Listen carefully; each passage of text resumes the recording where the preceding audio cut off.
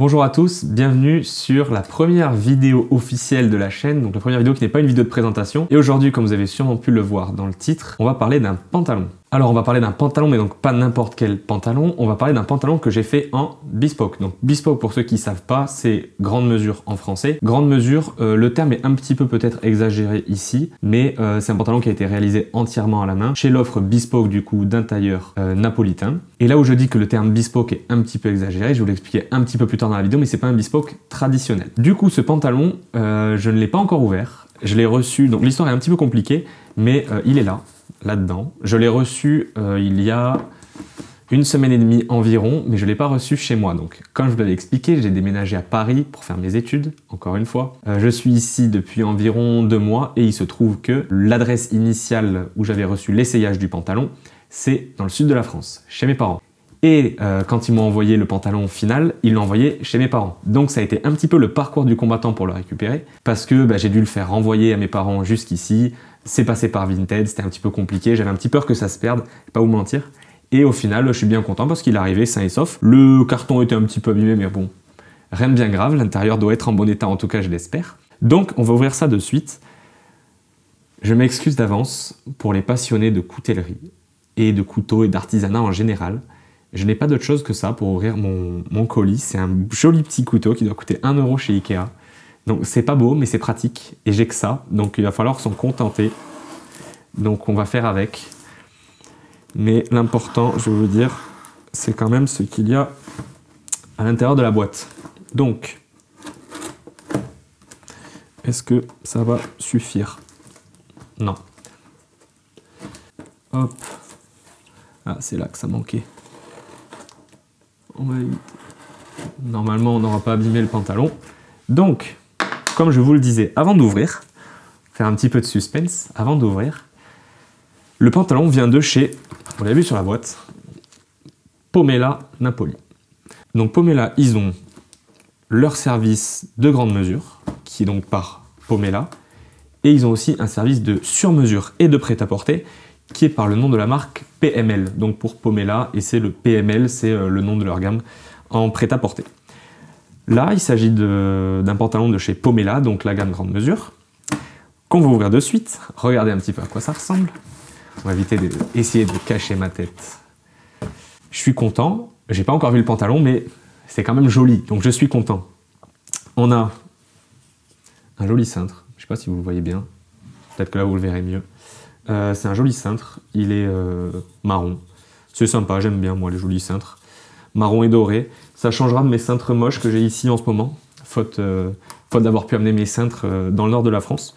J'ai des cintres en plastique pas ouf, et même pour mes vestes, elles font un petit peu la tête en ce moment. Donc j'ai essayé de me trouver des cintres, mais sans grand succès. J'ai un sac de transport, qui est aussi, je pense, un sac de stockage. Et j'ai appris d'ailleurs récemment, il me semble que c'est dans une vidéo de Julien Scavini, que les sacs de stockage, en fait, c'est pas si conseillé que ça.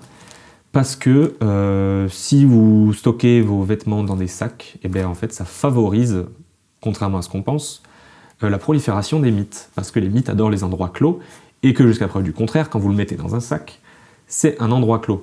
Donc là, on va éviter de le stocker dans un sac, mais pour voyager, ça peut toujours être pratique.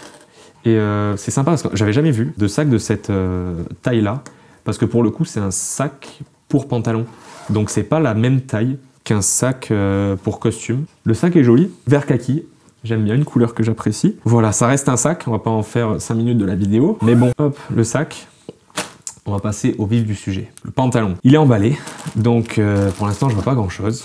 Je vois un peu la couleur du tissu. Pour le tissu d'ailleurs, je vais vous raconter la petite histoire. Je fais un petit peu durer le moment, hein. Je suis désolé pour vous, moi je le vois donc ça va, mais vous l'avez pas encore vu. Je fais un petit peu durer le moment, mais pour le tissu, pour la petite histoire, je cherchais forcément quelque chose qui soit résistant aux plis, parce que les plis m'énervent, hors en été. En été ça va, sur du lin ça me dérange pas, mais le reste de l'année j'en suis pas particulièrement fan. Donc je cherchais quelque chose de solide, qui soit résistant aux plis, qui tienne bien aussi le pli central. Je suis un peu maniaque avec ça, donc qui tienne bien le pli central, mais aussi un peu un tissu 3 saisons, que je puisse mettre en même temps en hiver sans avoir trop froid, et aussi au printemps quand les beaux jours reviennent, mais qui fait encore en dessous de 23-24 degrés. Et donc du coup, assez rapidement, on se dirige vers les laines covert, toutes ces laines tissées très serrées, qui tiennent bien des plis, la cover tool, mais aussi la, comment ça s'appelle déjà?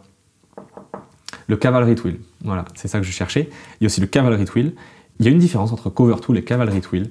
Je l'avais regardé et il faudrait que je me re-regarde ça pour vous dire exactement ce qu'est la différence. Mais il me semble que c'est dans le tissage. Il y en a une qui est tissée de côté, l'autre qui est tissée droit.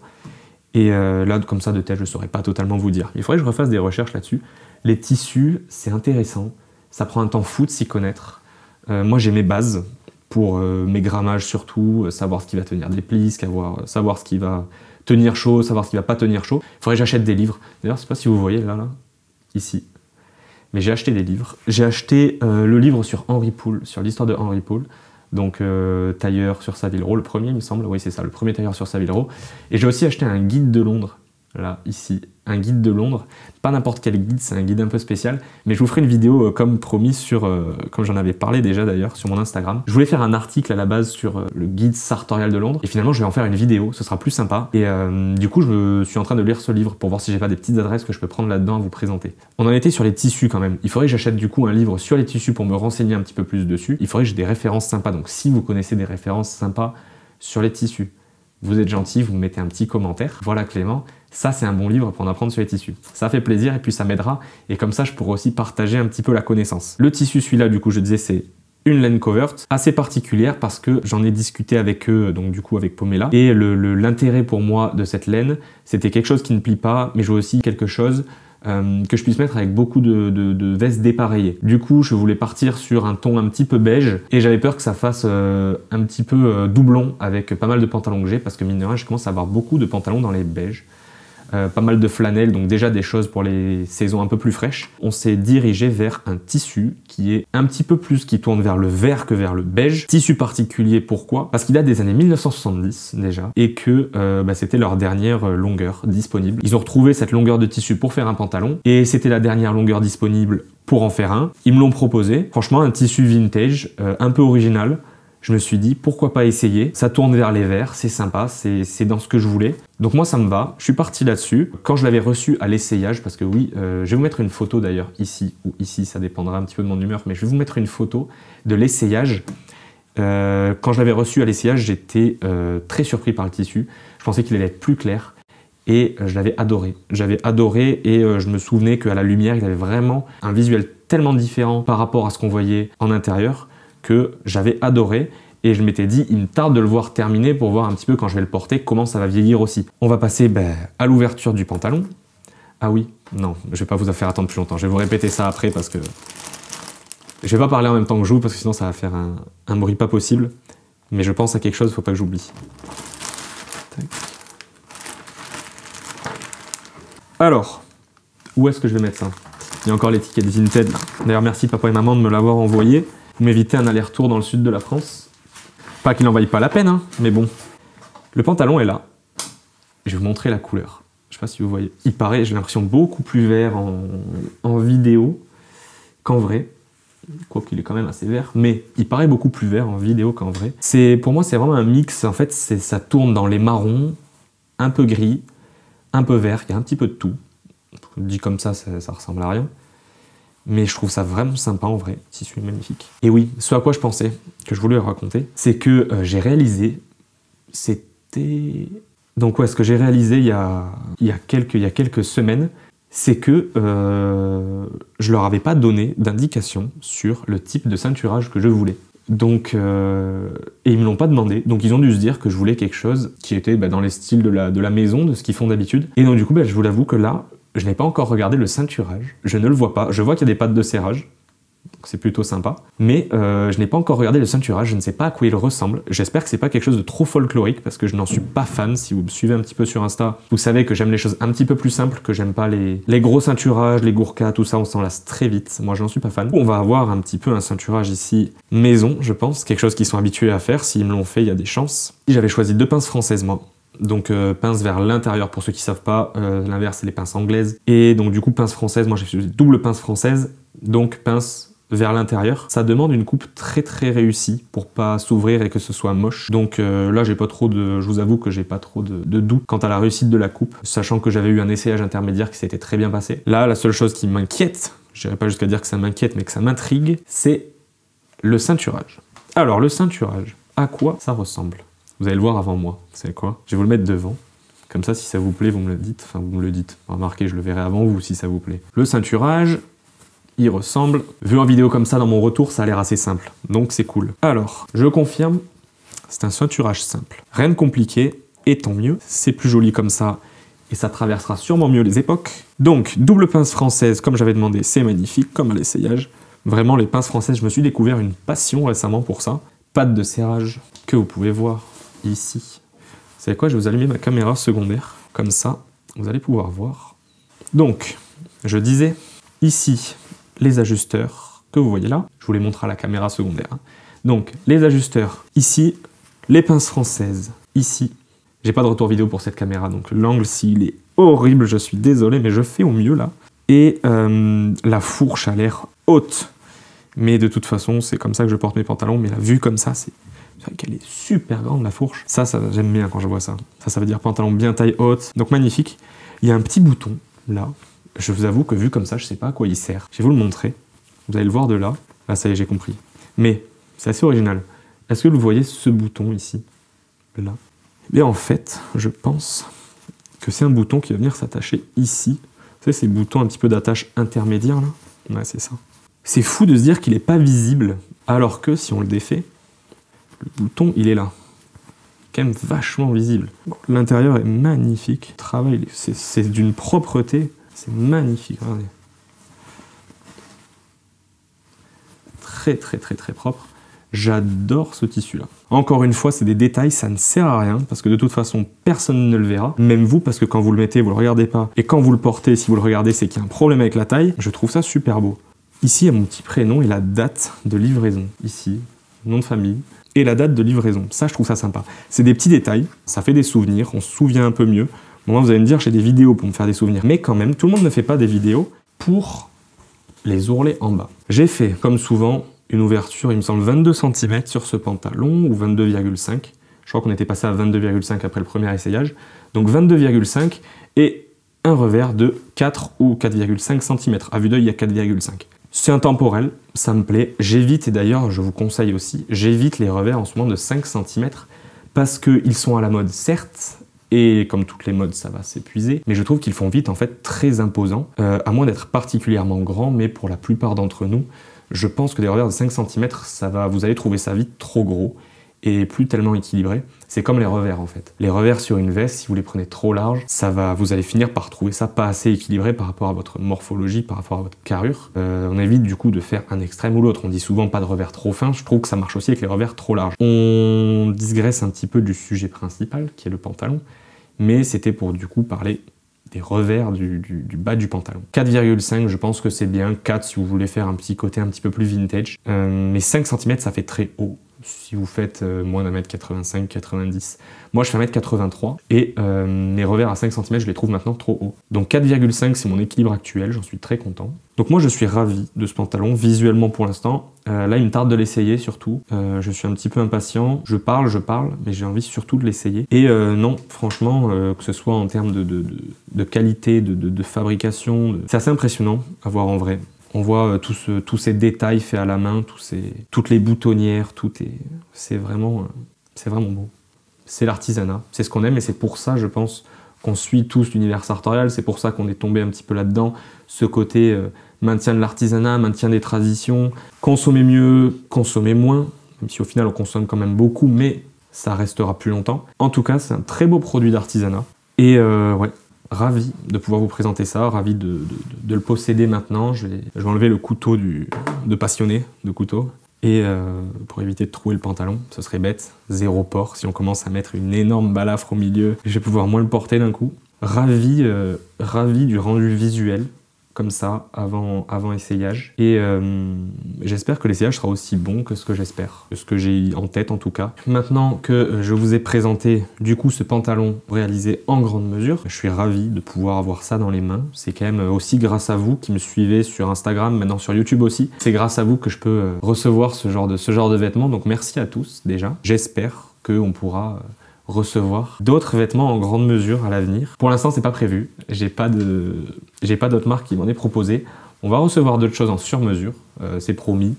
Je crois dans la semaine prochaine d'ailleurs. C'est pas du tout à jour par rapport à la vidéo, hein, mais la semaine prochaine normalement je devrais recevoir du sur-mesure de plusieurs marques. Je vais passer à l'essayage je pense. Alors voilà, du coup on se retrouve pour l'essayage.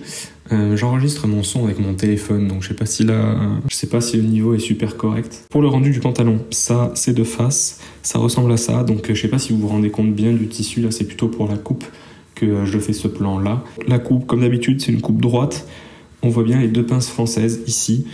Le repassage est plutôt bien fait, là j'y ai passé 5 bonnes minutes pour faire un truc propre. Les pinces sont bien profondes, donc c'est super joli. Ici vous voyez un petit peu mieux peut-être là où vous êtes maintenant, le ceinturage maintenant qu'il est fait, donc on voit bien ici la petite patte étendue avec, il y a 2 boutons ici, quasi collés l'un à l'autre, et la patte du coup vient s'accrocher au premier. Il y a les pattes de serrage ici. Je vais vous montrer un petit peu le fit global. Donc ça c'est de face. Le tombé est bien droit, bien net. Il n'y a rien à dire. Je vais vous montrer de côté. Voilà, donc maintenant on est passé à une vue de côté. Vous pouvez un petit peu mieux vous rendre compte à quoi ça ressemble. Et surtout, vous pouvez comprendre l'intérêt de faire des pantalons avec un essayage intermédiaire. C'est qu'on a pu analyser, je vous remettrai une photo de l'essayage, du premier essayage. On a pu analyser en fait qu'à l'arrière ça cassait au niveau du genou, et donc du coup grâce à la vapeur quand ils font le repassage et quand ils tordent le tissu littéralement, ils ont pu en fait faire quelque chose qui suit ma jambe, qui suit mon mollet, et ça me permet d'avoir un rendu beaucoup plus droit. Bien sûr tout ça c'est à prendre avec des pincettes parce qu'un pantalon on bouge énormément dans la journée, ça restera pas droit toute la journée, ça sert un petit peu à rien en soi parce qu'on n'est jamais droit à sa posture initiale tout le temps.